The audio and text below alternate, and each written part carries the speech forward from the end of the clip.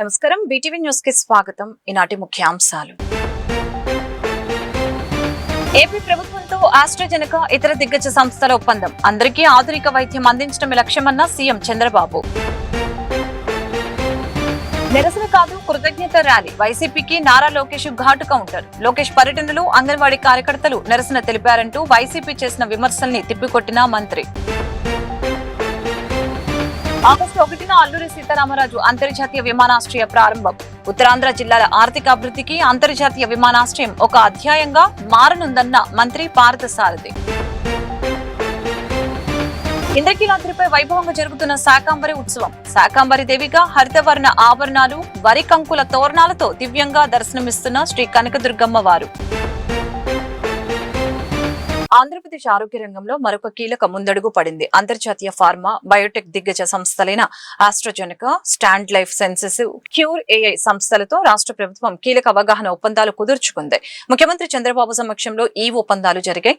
ఈ ఒప్పందంలో భాగంగా అమరావతిలో దేశంలోనే మొట్టమొదటి ఇంటిగ్రేటెడ్ ప్రెసిషన్ ఆంకాలజీ విధానాన్ని ప్రారంభించనున్నారు. ఈ సందర్భంగా ముఖ్యమంత్రి చంద్రబాబు మాట్లాడుతూ రాష్ట్ర ప్రజలందరికీ అందుబాటు ధరల్లో అత్యాధునిక వైద్య సదుపాయాలు తీసుకుని రావటమే ఈ ఒప్పందం లక్ష్యమని పేర్కొన్నారు. కేవలం వైద్య సేవలే కాకుండా ఫార్మా, బయోటెక్నాలజీ రంగాల్లో క్వాంటం స్థాయి పరిశోధనలు జరగాల్సిన అవసరం ఉందని ఆయన సూచించారు. ఈ ఒప్పందంతో ఏపీ ఆరోగ్య పరిశోధన రంగాలకు కొత్త ఊపు వస్తుందని నిపుణులు భావిస్తున్నారు. తన పెనమలూరు పర్యటనలో అంగన్వాడీ కార్యకర్తలు నిరసన తెలిపారంటూ వైసీపీ చేస్తున్న ఆరోపణలపై ఏపీ మంత్రి నారా లోకేష్ తీవ్రంగా స్పందించారు. వైసీపీ ప్రభుత్వ హయాంలో అంగన్వాడీ కార్యకర్తలకు అమ్మఒడి పథకాన్ని నిరాకరించి తీవ్ర ద్రోహం చేశారని ఆయన మండిపడ్డారు. ప్రస్తుత కూటమి ప్రభుత్వం అంగన్వాడీల పిల్లలకు కూడా తల్లికి వందనం పథకాన్ని వర్తింపచేస్తూ నిర్ణయం తీసుకోవడంతో వారు సంతోషంతో తనకు ధన్యవాదాలు తెలిపేందుకు ర్యాలీగా వచ్చారని లోకేష్ స్పష్టం చేశారు. సోషల్ మీడియా వేదికగా అసలైన చిత్రాలు, వైసీపీ తప్పుడు ప్రచారం చేసిన ఫోటోలను పంచుకున్న లోకేష్ విపక్షాల ఫేక్ న్యూస్ ప్రచారాన్ని తీవ్రంగా ఖండించారు. ప్రజలకు, అంగన్వాడీలకు మేలు జరుగుతూ ఉంటే ఓర్వలేకని ప్రతిపక్షం ఇలాంటి అసత్య ప్రచారాలకు ఒడిగడుతుందని విమర్శించారు. ఆగస్టు 1న అల్లూరి సీతారామరాజు అంతర్జాతీయ విమానాశ్రయంను ప్రధాని మోదీ జాతికి అంకితం చేయనున్నారని రాష్ట్ర సమాచార, పౌర సంబంధాలు, గృహ నిర్మాణ శాఖ మంత్రి కొలుసు పార్థసారథి తెలిపారు. ఉత్తరాంధ్ర జిల్లాల ఆర్థిక అభివృద్ధికి అల్లూరి సీతారామరాజు అంతర్జాతీయ విమానాశ్రయం ఒక అధ్యాయంగా మారనుందని ఇన్వెస్టర్స్ పెద్ద ఎత్తున చర్చించుకుంటున్నారని అన్నారు. ఏపీ అంటే పారిపోయిన పెట్టుబడిదారులు ఇప్పుడు మళ్లీ ఏపీ ప్రభుత్వం వెంట పడుతున్నారని లోకేష్ తన వ్యక్తిగత పరిచయాలతో పెద్ద ఎత్తున సాఫ్ట్వేర్ కంపెనీలను తీసుకువస్తున్నారని పేర్కొన్నారు. భోగాపురంలో ఏర్పాటు చేసిన మీడియా సమావేశంలో ఆయన మాట్లాడుతూ ముఖ్యమంత్రి చంద్రబాబు విజన్ తెలుగు జాతి ఎప్పటికీ మరిచిపోలేదని అన్నారు. ఉత్తరాంధ్ర జిల్లాల ఆర్థిక అభివృద్ధికి అల్లూరి సీతారామరాజు అంతర్జాతీయ విమానాశ్రయం ఒక అధ్యాయంగా మారనుందని ఇన్వెస్టర్స్ పెద్ద ఎత్తున చర్చించుకుంటున్నారని అన్నారు. ఏపీ అంటే పారిపోయిన పెట్టుబడిదారులు ఇప్పుడు మళ్లీ ఏపీ ప్రభుత్వం వెంట పడుతున్నారని లోకేష్ తన వ్యక్తిగత పరిచయాలతో పెద్ద ఎత్తున సాఫ్ట్వేర్ కంపెనీలను తీసుకువస్తున్నారని పేర్కొన్నారు. అలాగే ఉత్తరాంధ్రలో 189 కొత్త ప్రాజెక్టుల్ని 6,000 కోట్లకు పైగా పెట్టుబడులతో ప్రారంభించారని, 5 ఏళ్లలో 20 లక్షల మందికి ఉద్యోగ అవకాశాలు రానున్నాయని తెలిపారు. గొప్ప వ్యక్తి, గొప్ప యోధుడి పేరు మీద అల్లూరి సీతారామరాజు ఇంటర్నేషనల్ ఎయిర్పోర్ట్ 1వ తారీఖున ప్రధానమంత్రి శ్రీ నరేంద్ర మోడీ గారి చేతుల మీదుగా జాతికి అంకితం చేయబోవటం మనందరికీ కూడా, ప్రతి తెలుగువాడికి కూడా గర్వకారణం అని చెప్పేసి తెలియజేస్తా ఉన్నాను. ఈ ఎయిర్పోర్ట్ని పూర్తి చేయటంలో మన ప్రీతమ ముఖ్యమంత్రి చంద్రబాబు నాయుడు గారి ప్రయాస కానివ్వండి, ఆయన విజన్ కానివ్వండి, ఈ తెలుగు జాతి ఎప్పటికి కూడా మర్చిపోదని చెప్పేసి కూడా ఈ సందర్భంగా తెలియజేస్తా ఉన్నాను. నేను ఇది ఒక ఎయిర్పోర్ట్ లాగా కాకుండా వెనుకబడిన ఉత్తరాంధ్ర జిల్లాలకి కొత్త ఆర్థిక అధ్యాయాన్ని రచించబోతుందని చెప్పేసి కూడా నేను సందర్భంగా తెలియజేస్తా ఉన్నాను. నేను గేట్వే ఆఫ్ గ్లోబల్ ఆంధ్ర. ఈరోజు ప్రపంచం అంతా కూడా విశాఖపట్నం, ఈ నార్త్ ఆంధ్ర గురించి ప్రపంచం అంతా కూడా ఇన్వెస్టర్స్ అందరూ కూడా పెద్ద ఎత్తున డిస్కస్ చేసుకుంటా ఉన్నారు. ఈరోజు మా నాయకులు, మా ప్రీతమ నాయకుడు చంద్రబాబు నాయుడు గారు, మా ప్రీతమ యువనేత లోకేష్ గారు, మా ప్రీతమ ఉప ముఖ్యమంత్రి పవన్ కళ్యాణ్ గారు వీరందరి కృషితో ఈరోజు ఆంధ్రప్రదేశ్ చరిత్ర మొత్తం తిరగరాయబడుతుందని చెప్పేసి కూడా మనవి చేస్తా ఉన్నాను. ఒకప్పుడు ఆంధ్రప్రదేశ్ అంటే భయపడిన ఇన్వెస్టర్స్, ఆంధ్రప్రదేశ్లో మేము వ్యాపారం చేయము అని చెప్పేసి పారిపోయిన ఇన్వెస్టర్స్, ఈరోజు ప్రపంచంలో పెద్ద పెద్ద ఇన్వెస్టర్స్ అందరూ కూడా ఆంధ్రప్రదేశ్లో నాకు ఒక 100 ఎకరాలు కావాలి, నాకు ఒక 50 ఎకరాలు కావాలి, నాకు అక్కడ స్థలం కావాలి అని చెప్పేసి రోజు ప్రభుత్వం వెనకాల పడుతున్నారంటే ఈ కూటమి ప్రభుత్వ నాయకత్వంలో ఆంధ్రప్రదేశ్ యొక్క స్టేటస్ ఏ విధంగా. విజయవాడలోని ఇంద్రకీలాద్రిపై కొలువై ఉన్న శ్రీ కనకదుర్గమ్మ వారు శాకంబరి దేవిగా హరితవర్ణ ఆభరణాలు, వరి కంకుల తోరణాలతో దివ్యంగా దర్శనమిస్తూ భక్తుల్ని ఆధ్యాత్మిక పరవశంలో ముంచెత్తుతున్నారు. శాకంబరి ఉత్సవాల సందర్భంగా ప్రధాన ఆలయంతో పాటు ఉపాలయాలను పండ్లు, కూరగాయలు, ఆకుకూరలతో అపూర్వంగా అలంకరించగా ప్రకృతి వైభవాన్ని ప్రతిబింబించేలా ఆలయ ప్రాంగణం శోభాయమానంగా మారింది. ఆలయంలోని అమ్మవారి ప్రధాన ఆలయం, ఉప ఆలయాలతో పాటు దేవతా మూర్తులన్నీ పండ్లు, కూరగాయలు, ఆకుకూరల్ని ఆభరణాలుగా ధరించి ప్రత్యేక ఆకర్షణగా నిలుస్తున్నారు. శాకంబరి రూపంలో అమ్మవారిని దర్శించుకునేందుకు రాష్ట్రంలోని వివిధ ప్రాంతాలతో పాటు ఇతర రాష్ట్రాల నుంచి కూడా భక్తులు పెద్ద సంఖ్యలో ఇంద్రకీలాద్రికి తరలి వస్తున్నారు. దీంతో ఆలయ ప్రాంగణం భక్తజన సందోహంతో కిటకిటలాడుతోంది. శాకంబరి ఉత్సవాలను అత్యంత వైభవంగా నిర్వహిస్తున్న దేవస్థాన కార్యనిర్వహణాధికారి సీనా నాయకు తెలిపారు. ఉత్సవాల సందర్భంగా అమ్మవారికి సమర్పించి కదంబాన్ని భక్తులకు నిరంతరం ఉచిత ప్రసాదంగా అందజేస్తున్నట్లు పేర్కొన్నారు.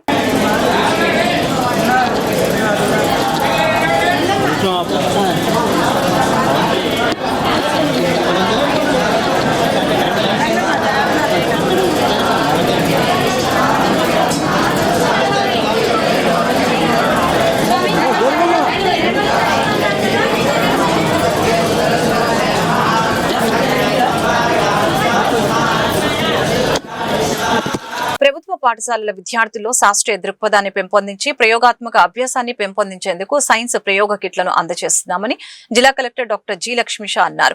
పాఠశాలలో ప్రయోగాత్మక విద్యను అందించేందుకు ల్యాబ్స్ అందుబాటులో ఉన్నాయని, గ్రామీణ ప్రాంతాల విద్యార్థుల్ని భౌతిక, రసాయన, జీవశాస్త్రాల అంశాలపై ఆసక్తితో ఆవిష్కరణ దిశగా నడిపించేందుకు ఆప్కాస్ట్ సహకారంతో సైన్స్ కిట్లను అందజేయడం జరుగుతుందని అన్నారు. మంగళవారం విజయవాడ అర్బన్ పరిధిలోని సివిఆర్ మున్సిపల్ హై స్కూల్లో ఆంధ్రప్రదేశ్ శాస్త్ర సాంకేతిక మండలి సౌజన్యంతో పాఠశాల విద్యాశాఖ, సమగ్ర శిక్ష, లీప్, SEERT, జెనీ సైన్స్ సంయుక్త ఆధ్వర్యంలో జరిగిన కార్యక్రమంలో 100 పాఠశాలలకు సైన్స్ జెనీ బాక్స్ కిట్లను పంపిణీ చేశారు.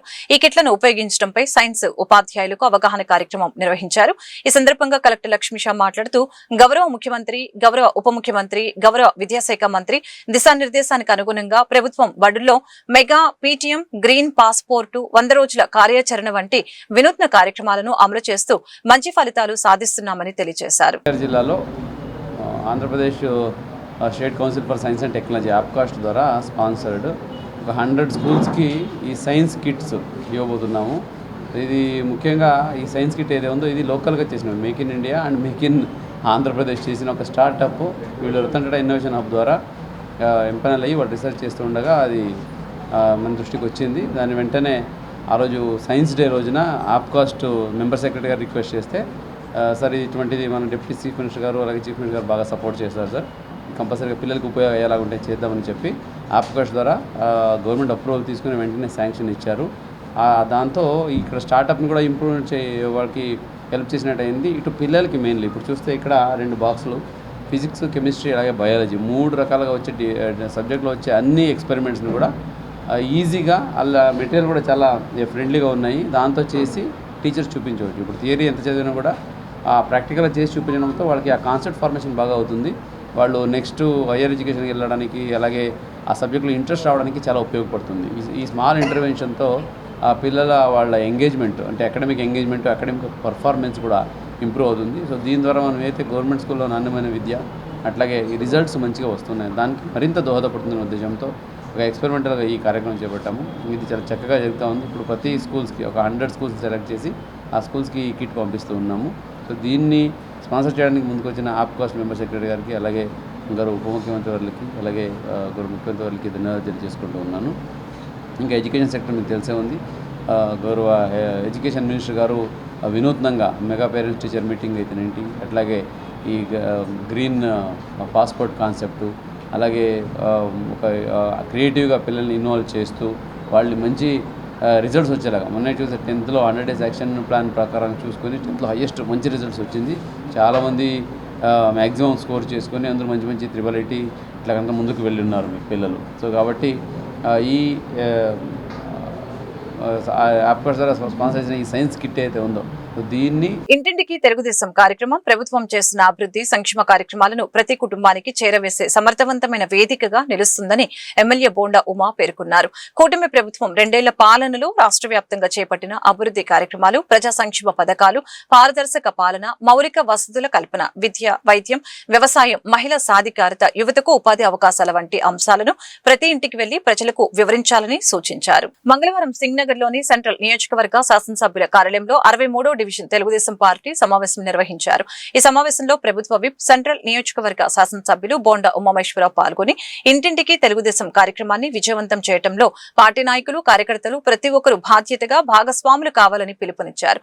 ఈ సందర్భంగా బోండా ఉమా మాట్లాడారు. కూటమి ప్రభుత్వం 2 ఏళ్ల పాలనలో రాష్ట్ర వ్యాప్తంగా చేపట్టిన అభివృద్ధి కార్యక్రమాలు, ప్రజా సంక్షేమ పథకాలు, పారదర్శక పాలన, మౌలిక వసతుల కల్పన, విద్య, వైద్యం, వ్యవసాయం, మహిళా సాధికారత, యువతకు ఉపాధి అవకాశాల వంటి అంశాలను ప్రతి ఇంటికి వెళ్లి ప్రజలకు వివరించాలని ఈ సందర్భంగా సూచించారు. ఈ సంక్షేమ విజయాలని చెప్పి ఈ పేరుతో పెట్టారు. దీనికి బూత్ ఇన్ఛార్జీలు, అనుబంధ సంస్థలు, యూనిట్ ఇన్ఛార్జీలు, అలాగే డివిజన్ పార్టీ అధ్యక్షులు, ఇన్ఛార్జి, ప్రధాన కార్యదర్శి, మహిళలు, క్లస్టర్ ఇన్ఛార్జి అందరూ కూడా బాధ్యత తీసుకొని దీన్ని సక్సెస్ఫుల్ గా చేయాల్సినటువంటి అవసరం ఉంది.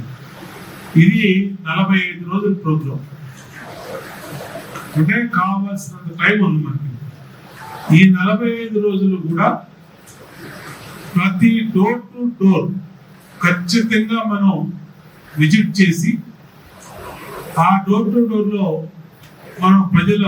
మనం ఇస్తున్నటువంటి పెన్షన్లు కానీ, గ్యాస్ బండ్లు కానీ, లేదంటే మిగిలినటువంటి సంక్షేమ కార్యక్రమాలు, తల్లికి వందనం కానీ, ఇంకోటి అన్ని కూడా చెప్పి, అలాగే వాళ్ళు ఏమైనా సమస్యలు చెప్తా ఉంటాయి దాన్ని కూడా నోట్ చేసుకొని ఆ సమస్యని పరిష్కారానికి మళ్ళీ మా దగ్గర తీసుకొస్తే దానికి పరిష్కారం అనేది చేస్తాం. దీంట్లో నిన్న 1వ డివిజన్ లో స్టార్ట్ చేశాం.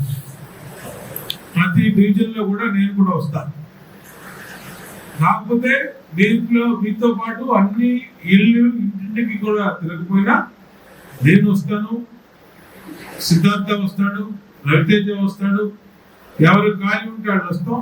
ఉదయం కానీ సాయంత్రం కానీ షెడ్యూల్ ఫిక్స్ చేసుకొని రోజుకు ఒక పూట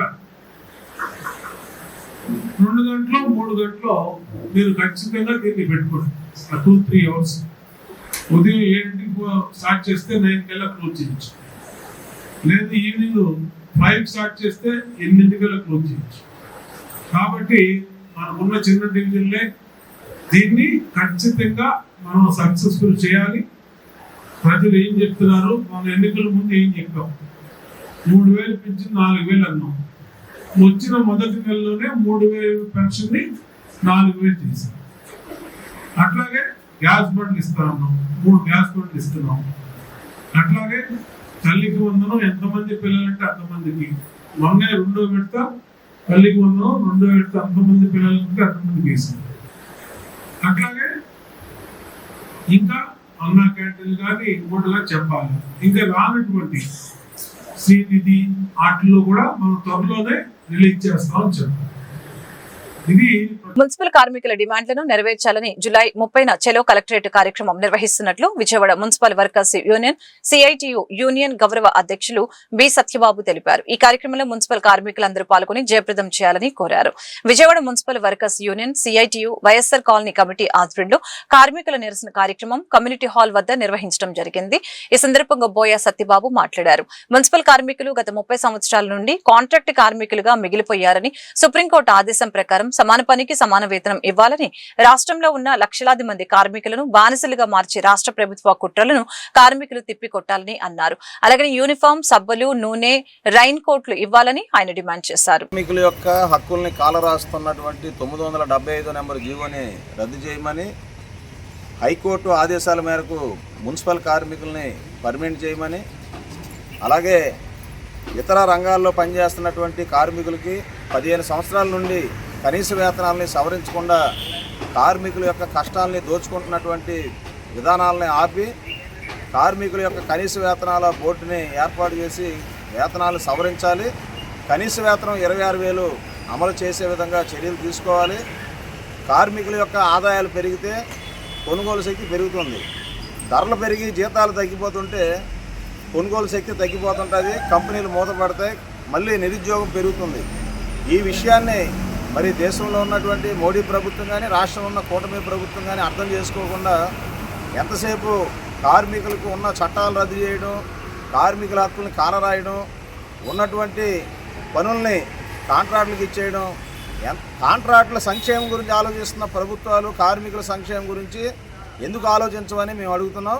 అందుకోసమే ఈ నెల 30వ తేదీన అన్ని జిల్లా కలెక్టర్ ఆఫీసుల వద్ద కార్మికులు చెలో కలెక్టరేట్ కార్యక్రమం నిర్వహిస్తున్నాం. ఈ సందర్భంగా కనీస వేతనాలు అమలు చేయాలి, కార్మికులందరికీ ఈఎస్ఐ పిఎఫ్లు అమలు చేయాలి, శాశ్వత స్వభావం కలిగినటువంటి మున్సిపల్ తదితర అవుట్సోర్సింగ్ రంగాల కార్మికుల్ని పర్మనెంట్ చేయాలని సిఐటి తరఫున మేము డిమాండ్ చేస్తున్నాం. ఈ పోరాటంలో అందరూ కార్మిక వర్గం అందరూ కూడా కలిసి రావాలని విజ్ఞప్తి చేస్తున్నాం. రాష్ట్రంలో కూటమి ప్రభుత్వం ఇచ్చిన సూపర్ 6 హామీల్లో అధిక శాతం ఇంకా అమలు కాలేదని సిపిఐ సిపిఎం రాష్ట్ర కార్యదర్శి వి శ్రీనివాసరావు విమర్శించారు. మహిళలకి నెలకి 1,500 ఆర్థిక సాయం, నిరుద్యోగ భృతి, రైతులకు గిట్టుబాటు ధర వంటి కీలక హామీలు నెరవేర్చకుండా ఇంటింటికి తిరిగి ప్రచారం చేయడం సమంజసం కాదని అన్నారు.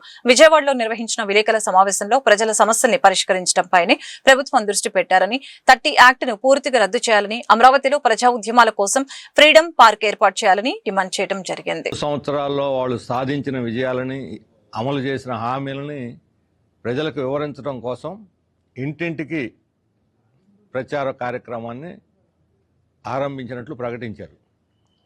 వాళ్ళు సాధించిన విజయాలు ప్రజలకు చెప్పుకోవట్లో తప్పు లేదు, లేదా వాళ్ళు ప్రజలను కలవటంలో కూడా తప్పు లేదు.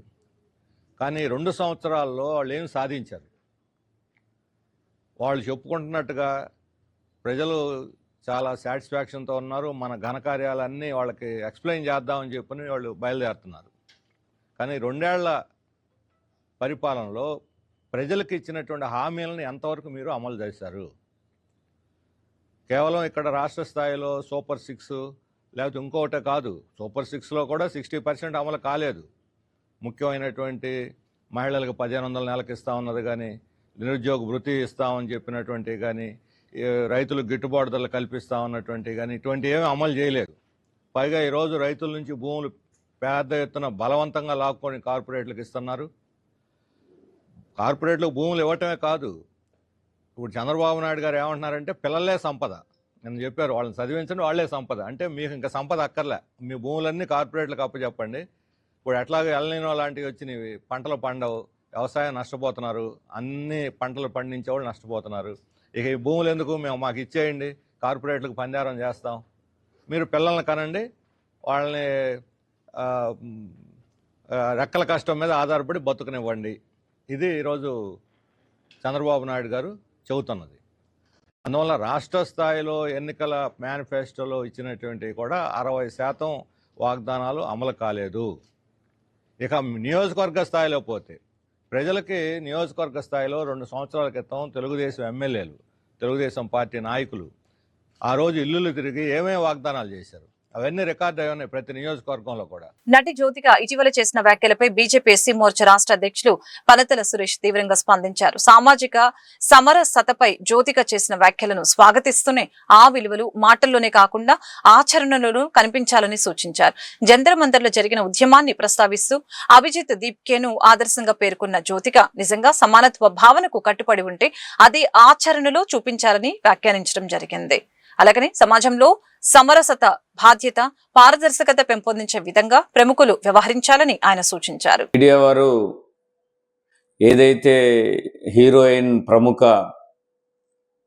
హీరోయిన్ సౌత్ ఇండియా, అదేవిధంగా సూర్య హీరోయిన్ అటువంటి వైఫ్ గారు మన జ్యోతిక గారు ఒక మాట మాట్లాడారని చెప్పేసి చాలామంది అడుగుతున్నారు.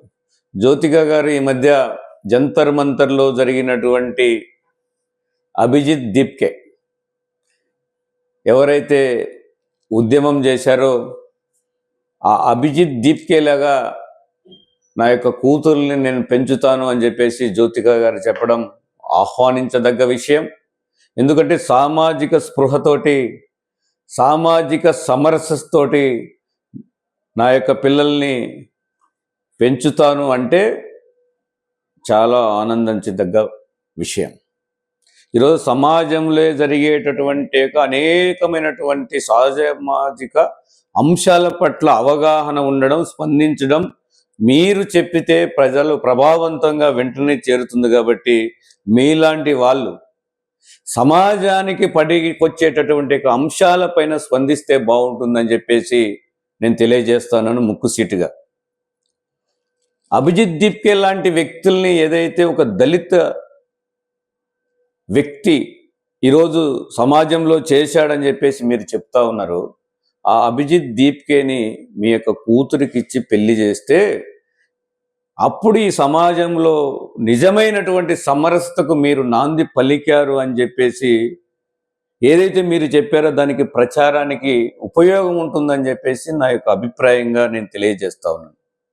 ఏదో ఎక్కడ జరిగితే అలాగా ఉండాలి, ఇలాగా ఉండాలి, బట్టలు ఇప్పేసుకొని తిరగాలి, ఉద్యమాలంటే ఇలా చేయాలి, సంఘ విద్రోహ శక్తులు చొరబడి చేసిన ఉద్యమాన్ని నేను మద్దతు తెలుపుతాను, ఎంటర్టైన్మెంట్ లాగా ఉంది, సమాజంలో ఉన్నటువంటి పారదర్శకతను నేను పక్కదో పట్టిస్తాను అంటే ఎప్పుడు స్పందించాలి, ఎప్పుడు స్పందించకూడదు అనేటువంటి మినిమం జ్ఞానం లేకుండా ఈరోజు జ్యోతిక ఏదైతే చెప్పడం, స్పష్టంగా మీ కూతురుల్ని అభిజిత్ దీప్కేకి ఇచ్చి పెళ్లి చేయండి. డైరెక్ట్గా అభిజిత్ దీప్కేలే 2-3 పడతారు. ఎందుకు తలగా పెంచడం ఎందుకు? డిఎస్సీ అక్రమాలపై నైతిక బాధ్యత వహించి నారా లోకేష్ రాజీనామా చేయాలని ఎన్టీఆర్ జిల్లా వైసీపీ నాయకులు డిమాండ్ చేశారు. వైసీపీ యువజన విద్యార్థి విభాగాల ఆధ్వర్యంలో భారీ నిరసన ర్యాలీ నిర్వహించారు. డిఎస్సీ నియామకాలలో అక్రమాలు, NEET paper leakage, fee reimbursement విధానం, నిరుద్యోగ భృతి డిమాండ్పై ఆందోళన కార్యక్రమం చేపట్టారు. టాకీస్ వంతెన నుండి ధర్నా చౌక్ వరకు ర్యాలీ జరిగింది.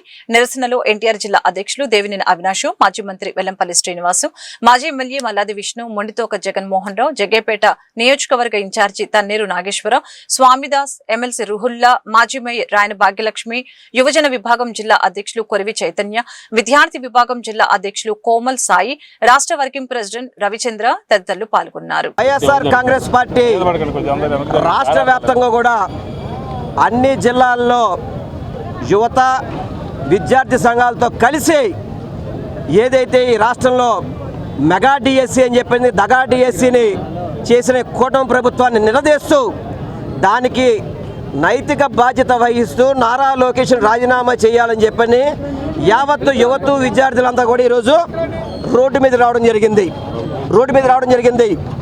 అందులో భాగంగా ఈరోజు ఎన్టీఆర్ జిల్లా వైఎస్ఆర్ కాంగ్రెస్ పార్టీ యూత్ విద్యార్థి విభాగం ఆధ్వర్యంలో ఈరోజు భారీ ర్యాలీ. ఎంత స్పందన వచ్చిందంటే నారా లోకేష్ని రాజీనామా చేసే వరకు కూడా యువత ఎక్కడ కూడా నిద్రపోయే పరిస్థితి లేదు.